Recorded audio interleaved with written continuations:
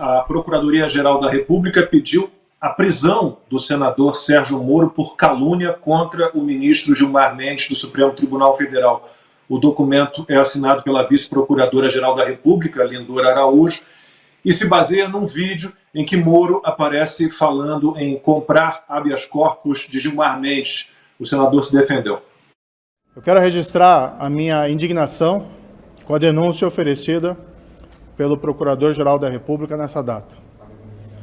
Na sexta-feira, pessoas que eu desconheço, mas mal intencionadas, editaram fragmentos de uma fala, tiraram essas falas de contexto e publicaram na internet com o único objetivo, vamos deixar muito claro, com o único objetivo de me indispor com o Supremo Tribunal Federal. Essas falas foram tiradas de contexto.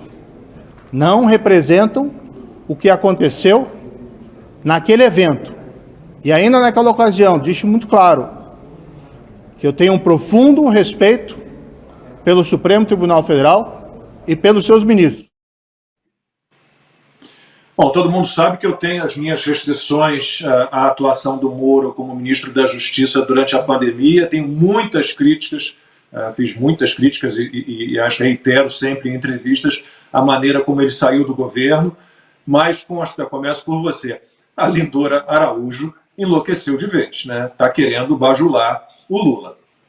É patético isso, né? Agora piada. Mas esse é o país do surrealismo que eu falei logo no começo do programa.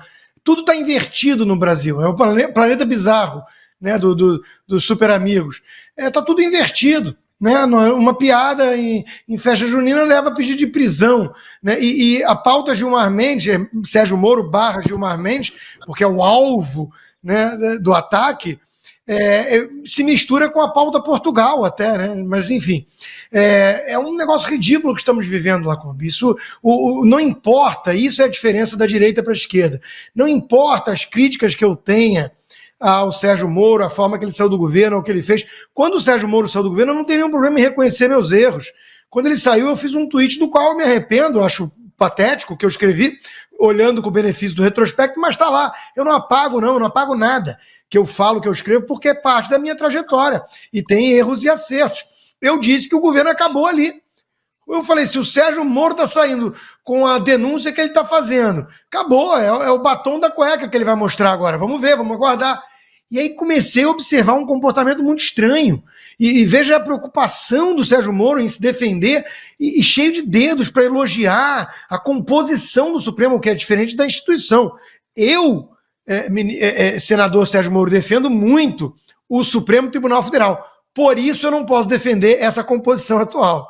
São coisas incompatíveis, mas eu tenho coragem para dizer que não é defensável essa turma que tomou lá conta do Supremo Tribunal Federal brasileiro. O Sérgio Moro, não sei, tem alguma esperança, talvez, de manter bom relacionamento, mas ele é alvo desse sistema agora, né, que quer, de alguma forma, expeli-lo pelo que ele fez ao sistema. Então, assim, tem gente que acha que ele está pagando pelos pecados, que é justo. Eu vou sempre defender princípios, Lacombe. É óbvio que é absurdo pedir prisão por uma piada, ou mesmo que ele fala sério, questionando. Tem denúncias aí que vêm de habeas corpus. Ele tem que poder questionar, tem que poder levantar hipóteses num país livre, né? No Brasil de hoje não pode mais. Ana, o que dizer desse patético pedido de prisão?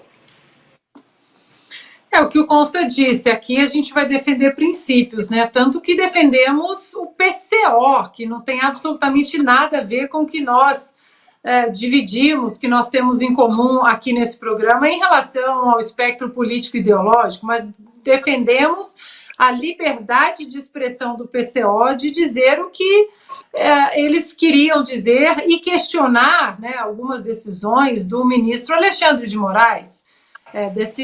Defendemos o direito do Janones falar as bobagens que ele costuma falar, né? Agora, é curioso que há alguns anos um certo grupo de humor fez um vídeo sobre essa coisa, essa neblina que existe em relação aos habeas corpus do Gilmar Mendes, e o vídeo está aí na internet, para quem quiser procurar, vai lá achar, né? Eu resgatei também, Lacombe, Consta e Renata, um artigo que eu escrevi em 2020 sobre exatamente o Gilmar Mendes e a quantidade de habeas corpus que ele já tinha assinado. Eu peço licença aqui para comentar por alto, né, a busca que eu fiz sobre esses habeas corpus, e eu tenho certeza que tem mais, mas é para o artigo não ficar enorme, eu cortei. Então, vamos lá. Esse artigo é de 2020. O Gilmar Mendes mandou soltar Marcos Valério, nome-chave do mensalão, acusado de facilitar a fabricação de inquérito falso na Operação Avalanche. Gilmar Mendes mandou soltar Aike Batista, ignorando o fato de que sua mulher trabalhava no escritório que defendia os interesses do empresário. Gilmar Mendes mandou soltar José Riva, vocês lembram dele? Conhecido como o maior ficha suja do país, que respondia, na época, a mais de 100 ações na justiça por corrupção e improbidade. Gilmar Mendes mandou soltar o ex-governador do Rio, Antônio Garotinho, preso na Operação Chequinho. Em 2008, Gilmar Mendes, com 2 habeas corpus em 48 horas, ele libertou da cadeia o banqueiro Daniel Dantas, principal alvo e acusado de envolvimento nos crimes investigados pela Operação Satyagraha, lá atrás, aquela que foi anulada, né, pelo Supremo Tribunal de Justiça e que já mostrava onde a Lava Jato ia acabar chegando mais tarde. Naquela mesma semana, ele concedeu habeas corpus, naquela mesma semana, em 2008, ele concedeu habeas corpus em favor do ex-prefeito de São Paulo, Celso Pitta, do investidor Nagy Narras e de outras 8 pessoas também presas durante a finada operação que poderia ter dado início à Lava Jato. Mais um minutinho. Gilmar Mendes mandou soltar Sérgio Cortes, ex-secretário de Saúde do Rio de Janeiro, na gestão de Sérgio Cabral, que hoje está soltinho aí, mesmo condenado a 400 anos de prisão. Gilmar Mendes mandou soltar Adriana Anselmo, condenada a 18 anos de prisão por associação criminosa e lavagem de dinheiro. Gilmar Mendes mandou soltar 3 vezes o empresário Jacob Barata Filho, lembram? O rei do ônibus, como é conhecido, preso na Operação Cadeia Velha, que expôs um esquema de pagamento e recebimento de propina entre empresas de ônibus e políticos do Rio de Janeiro, numa teia que envolvia quem? Sérgio Cabral. Gilmar Mendes mandou soltar Hudson Braga, aquele ex-secretário de obras do ex-governador do Rio, Sérgio Cabral, preso na Operação Calicute. Lacombe, Constantino e Renata e nossa audiência. Até meados de 2018, Gilmar Mendes já havia libertado com habeas corpus quase 40 presos da Operação Lava Jato, presos e investigados de crimes gravíssimos que envolviam quantias estratosféricas de dinheiro. Tá, isso é só o que aconteceu. Não estou indicando nada.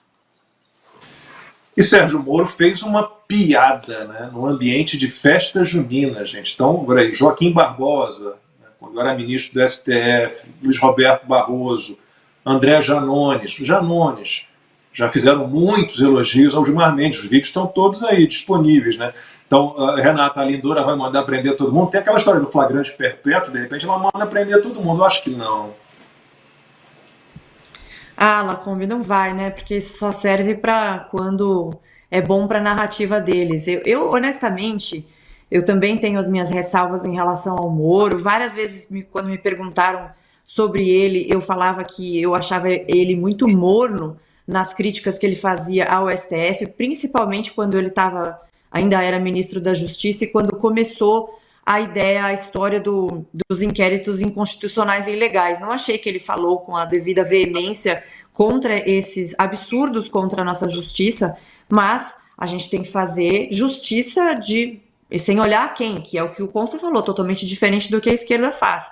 E eu, honestamente, desde que as coisas começaram a acontecer, as anulações foram sendo feitas nos processos da Lava Jato, o processo de suspeita, para mim é muito claro que é uma perseguição àqueles que ousaram peitar os grandes corruptos e os grandes empresários corporativistas e corruptos do Brasil, e eles não vão descansar até estarem com essas pessoas atrás das grades. O próprio Lula, naquela entrevista que acabou virando uma polêmica, ele fez entrevista para o Brasil 247, se não me engano, e nessa entrevista ele disse que ele não ia sossegar até, ele falou com essas palavras, né, foder o Moro, falou exatamente desse jeito, com toda a sua elegância. E depois veio, de novo, né, a turma dos influenciadores do amor, que não é mais milícia digital, para dizer, não, mas ele estava falando no passado, quando ele ainda estava na cadeia, e logo depois ele debochou do plano para matar o Sérgio Moro, feito pelo PCC. E aí, também a mesma coisa,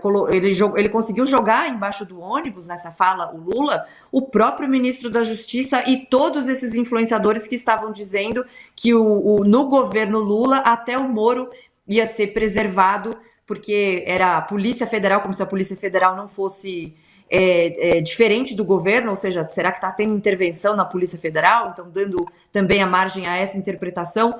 Então, tudo que ele fala contra toda a esquerda fala com o Moro, honestamente, eu nem sei como que ele ainda está no Brasil, porque ele corre risco de vida, ele corre risco de ser preso numa besteira como foi essa, uma piada, vão pegar qualquer coisa e vão levar ele até as últimas consequências. Essa é a minha percepção. Eu acho que ele corre risco sério mesmo estando no Brasil. Infelizmente, não gostaria que isso fosse verdade, mas o que a gente está vendo acontecer com jornalistas, com pessoas como ele que tiveram a coragem de peitar corruptos, isso não é brincadeira. E eu, infelizmente, não acho que vai parar por aí.